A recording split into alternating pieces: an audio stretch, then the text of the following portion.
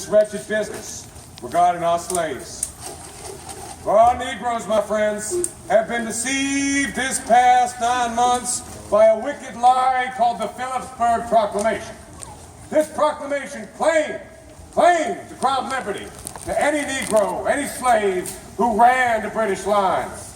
And I'm sorry to say, friends, a great number of them were foolish enough to take up that offer. And pray tell, what happened to these poor wretches? They came down with the smallpox, and as soon as they were sick, did the British honor their word and look after them? Nay, my friends, nay. Rather, they threw them out of their lines like rubbish thrown down a well. And I pray that all our slaves will learn from this example. And I know that the enslaved population is listening right now, so I want to talk to them. I want to talk to all those who are property of another. Y'all might not want to hear this. The truth is often hard. But the plain fact is that the black man and the black woman have never had a better friend on this earth than the Virginia planter. Nor have they ever known a greater advocate than the Virginia government. For in Virginia, we have become the first nation on the face of this earth to outlaw the overseas slave trade. We are planning to pass a manumission bill, which means that any master who wishes to set free his Negroes may do so of his own free will.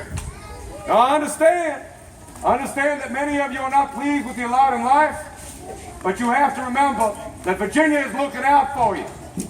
So the thing to do now for all Negroes is to obey the law. And remember that it is not your right to set yourself free. Rather, that right belongs exclusively to your master and to your free government. Thing for you to do now is to obey the law, mind your master, and if freedom does not greet you in this life, then it will surely be yours in the next. But I pray you, friends, and I pray you, all ye Negroes, I pray you, don't take it from me.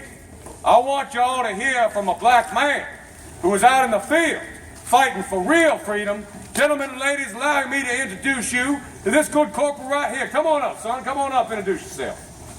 Come on up, son. Let's hear it for him. Let's hear it for him. This proud warrior of Virginia. Tell him your name, son. My name is Corporal Christopher Francis. You had the speech you wrote for you, eh? Oh, that speech that you... Yeah. You have it, you know. It appears that I've misplaced it. Well, speak from the heart, Francis. All right. Heed the Reverend's counsel. Speak from the heart, son. You've heard me enough. You know how to do it. Very well. Now, how many of you are here to join our great fight for freedom? I can't hear you. How many of you here are here to join us in our fight for freedom?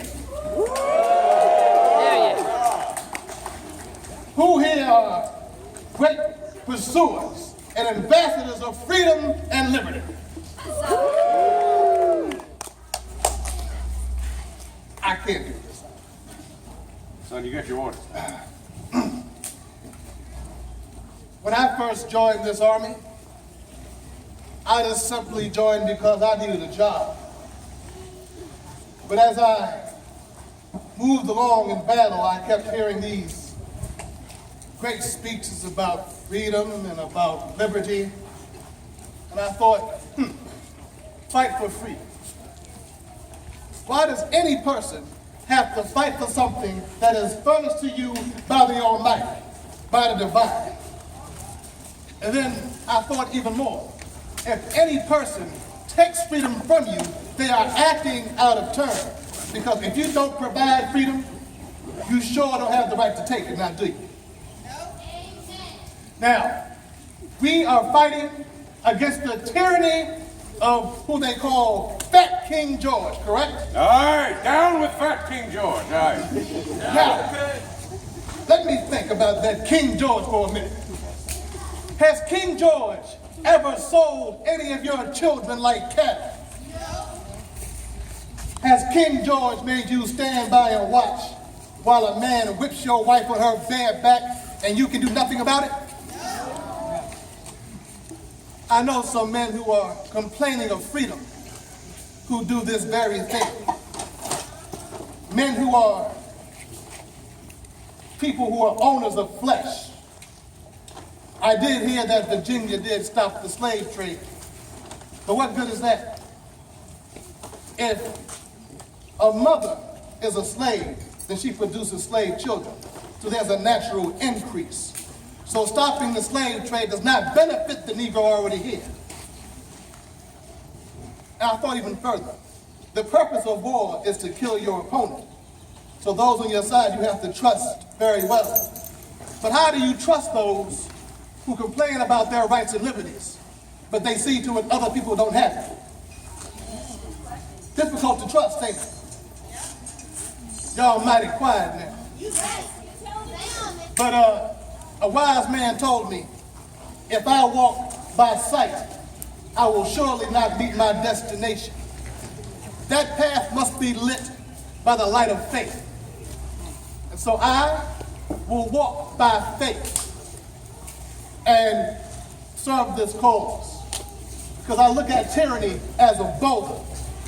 It's very difficult to just bust it with just one blow. But if we strike this boulder of tyranny with many blows, perhaps all tyranny will be eradicated. So do you think you all can follow me and walk by faith? Period. Well, go just there and see the corporal and the sergeant, and let's begin this walk by faith. I thank you kindly.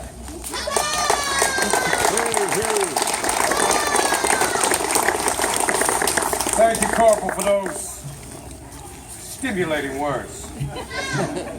Now you heard him, gentlemen and ladies. Now's the time. Now's the time to set this country free. Take yourselves to Sergeant Montgomery T. Hibbett right there. Whether you be man, woman, or child, we need y'all. Swear the oath, and let's kick them lime-eating dogs out of our country once and forever. May God save America. Yeah. Corporal.